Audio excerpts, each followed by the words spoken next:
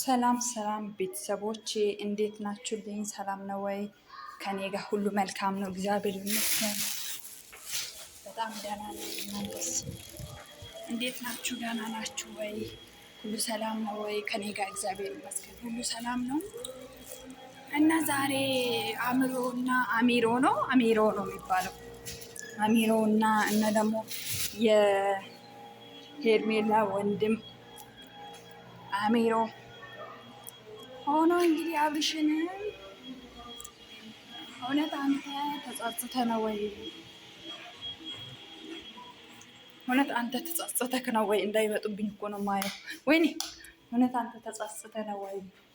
እውነት አንተ አዝነህ ነው ወይ? እውነት አንተ የሄርሜላ ፍቅር ይዞ ነው ወይ? እውነት አንተ ሄርሜላ ልትጎዳት አይደለም ወይ? ሰው ይሩታንና ፍቅርን ለማናደድ ብለህ ነው ወደ ሄርሜላ ህይወት የተመለስከው እና ምን አስበህ ነው ብሎ አፋጠጡት። ለሶስት ሲያፋጠጡት አጅሬው ወሬ ያጣም አይደለም። አጅሬው ደግሞ አይ እኔ ማንም አስገድዶኝ ማንም ስለተጭኖኝ አይደለም እና እንዴት ነው አንተ እሷን አትጎዳትም ወይ? አንተ እንደማትጎዳት ምን እንትን አለ? ምን ተስፋ ማለቴ ምን አስታውሱ? ምን ዋስትና አለ? ነገ አንተ ሄርሜላ እንደማትጎዳት ምን ዋስትና ይዘን ነው እንትን የምንለው? ወደ ሄርሜላ ስልካት ወደ አንተ ሄርሜላ እንትን ስላት ምን ዋስትና ይዘን ነገ እንደማትጎዳት በምን አውቃለሁ? የነገር እሱ አብርሃም መልስ ሊያጣው አብርሃምን በጥያቄ አትችሉም እናንተ አርፋችሁ ብትቀመጡ ነው የሚሻላችሁ። ሲጀመር አብርሃምን እንደዚህ ብሎ ለማሳመን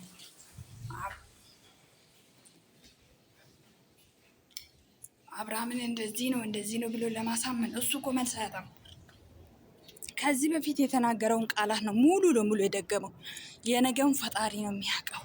የአሁኑ እሷም በዚህ በኩል እሷም አምና ነው የገባችበት እንጂ እኔ አሁን ሽማግሌ ልልክ እንትን ለማለት ቀለበት ፕሮሚስ አደርግላታለሁ።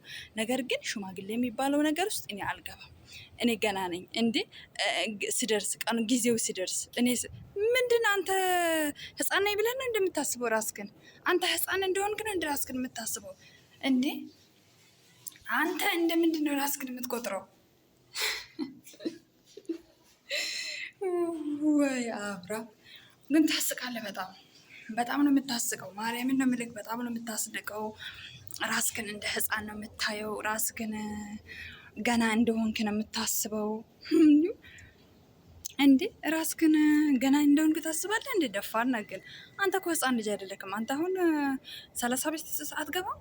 እርግጠኛ ነን 30 ቤት ትገባለህ። ህፃን ልጅ አትባልም አንተ አሁን ምን አንተ የትኛው እንትን ጊዜው ስደርስ እኔ ስደርስ አታስቀኝ፣ በእናትክ አታስቀኝ። ባይሆን ማለት ነው። በጣም ቀልደኛ ነህ አንተ፣ ቀልደኛ ነህ። በጣም ቀልደኛ ነህ አብርሃም፣ በጣም ቀልደኛ ነህ። እና ደግሞ ምን አለ ይሩታን እነሱንም ለመበቀል አይደለም እኔ ወድጄ ፈቅጄ ደስተኛ ሆኜ ጥሩ ልባላ ንጹህ ናት አለ እና ሄርሜላ ልንገርሽ፣ አንቺን ማለት ነው አንቺን ልንገርሽ፣ አንቺ መቼም አይገባሽም። መቼም ቢነገርሽ ተበጥብጦም ቢያጠጡሽ አይገባሽም። አብርሃም አንቺን አሁን የሚፈልገው ለመጠቀም ነው። አብርሃም አንቺን የሚፈልገው አብሮሽ ለመኖር ሳይሆን ዝም ብሎ ጊዜ እንዲያሳልፍብሽ ነው።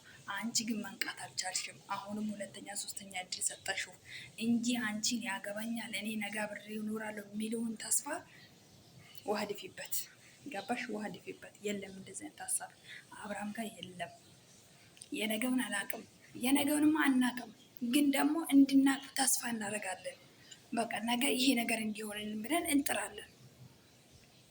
እሱ እኮ የነገን አላቅም። አሁን ላይ ሽማግሌ አልክም። የነገን የሚያውቀው ፈጣሪ ነው፣ እኔ አላቅም። እንዴ ፈጣሪማ ነው የሚያውቀው። ግን እኮ ፈጣሪን እኮ አንተ እርዳን ብለክ በዚህ ሀሳብ ላይ አመላክ አንተ ተጨመርልን ብለክ የራሳችን ሀሳብ እየመራን እንኖራለን። ነገር ግን እሷን ማንም እንዳያስከፋት እሱ በእኔ ዙሪያ ያሉትን ሰዎችንም እጠነቀቃለሁ። አይደለም እጠነቀቃለሁ፣ ለመጠንቀቅ እሞክራለሁ እሞክራለሁ እሞክራለሁ እሞክራለሁ ማለት እኮ በቃ እኔ እንጃ ብቻ አላውቅም። ሄርሜላ ለሁሉም ነገር ትፈጥኛለሽ። ሰከን ብቲ በደንብ ብታመላልሹ ያኔ ሽማግሌ አንቺ ራሱ ዝም ብለሽ እሺ ከምትይ ሽማግሌ ላክና አግባኝ ብትይ ብሎ ያኔ እንትን ትይ ነበር። አንቺም ያው እሱን ለማግባት ሀሳብ የለሽም መሰለኝ።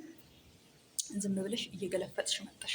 ነገም እየገለፈጥሽ እስከ መቼ መብላት፣ መጠጣት፣ ማራት፣ ከዛ ውጭ ምንም ነገር ሀሳብ የለሽም? አንቺ በቃ የልጅ ወጣት ትንሽን መጠቀም አትፈልጊም እንዴ? እሱ እኮ እየተጠቀመ እዛ ጋ እኮ እሱ ልጅ አለው እንዴ። የሴት እድሜ ደግሞ እንደምናውቀው ነው። አንቺ ምን ነው ይሄን አልበጎልሽ እንዴ? አንቺን አሁን የሚፈልግሽ አብርሃም ሊጠቀምሽ ነው፣ ሌላ ምንም አይደለም። ደግሞ ልብሽን ስለሚያውቅ ነው ተመላልሶ የጠየቀሽ። አንቺ ደግሞ እሺ ችግር የለውም ብለሽ አንቺ አሁንም የሚጫወችበት እንዶ ምን አለች ትይኛለሽ። አብርሃም አንቺን ለመጠቀም ነው የፈለገው እንጂ አብሮሽ ለመኖር አብሮሽ ለመኖር አብሮሽ የራስሽ ህይወት እንድትኖር ከሱ ጋር ሆነሽ ልጅ እንድትወልጂ ከሱ ጋር ሆነሽ የለያገ ህይወት እንድታስተካክል አይደለም አብርሃም የፈለገሽ። አብረሽ እንድትገለፍጪ አብረሽ ከሴቶቹ ጋር መልስና ጥያቄ እንድትመላለሽ ነው የፈለገው። ልንገርሽ ግልጹን ማለት ነው። ያ የበፊቱ ህይወት ነው አሁን እየጠበቀሽ ያለሽ። ስለዚህ ያን ያህል ብዙም አትደሰች፣ ብዙም አትደሰች። አብርሃም ያገበኛል ብለሽ ለማንኛውም ይመችሽ። እንደዚህ አይነት ህይወት ምን አንቺ ጥቅር ብለሽ ለብቻሽ አትኖሪም? እንደምን ነው ወንድ ካለ አብርሃም በስተቀር ወንድ የለም ብለሽ